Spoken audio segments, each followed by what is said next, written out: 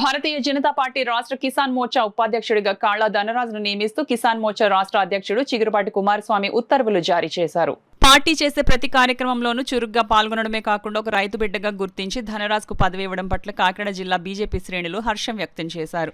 ఈ సందర్భంగా కాళ్ల ధనరాజ్ మీడియాతో మాట్లాడుతూ దేశంలో డబుల్ ఇంజిన్ సర్కార్ అభివృద్ధి పదం వైపు దూసుకు వెళ్తున్న భారతీయ జనతా పార్టీ సారథి నరేంద్ర మోడీ పాలన ప్రపంచ దేశాల దృష్టి సారిస్తున్నాయని, పార్టీ ఆదేశాల మేరకు శక్తి వంచన లేకుండా పార్టీ బలోపేతానికి కృషి చేస్తానని జిల్లా బీజేపీ అధ్యక్షుడు బిక్కిన విశ్వేశ్వరరావుకి ప్రత్యేక కృతజ్ఞతలు తెలిపారు.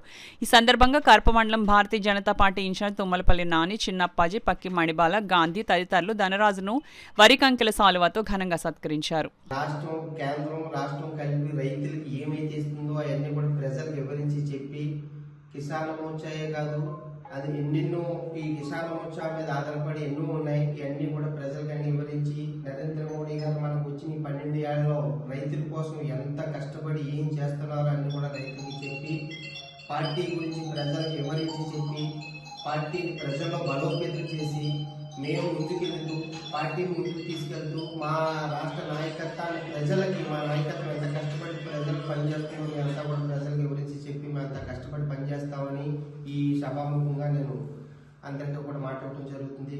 భారత్ మాతాకి జై. కాకినాడ జిల్లా కాకినాడ రూరల్ తిమ్మాపురం గ్రామం చెందిన శ్రీ కాళ్ల ధనరాజు గారికి కిసాన్ మోర్చా రాష్ట్ర ఉపాధ్యక్షులు రావటం మా అందరికీ చాలా ఆనందదాయకం. ఈ వ్యక్తి ప్రతి మనిషికి ఏదైనా ప్రాబ్లమ్స్ ఉన్నా ఏదైనా విషయం ఉన్నా వెంటనే వారికి సహకరించడానికి ముందుకు వచ్చే వ్యక్తి.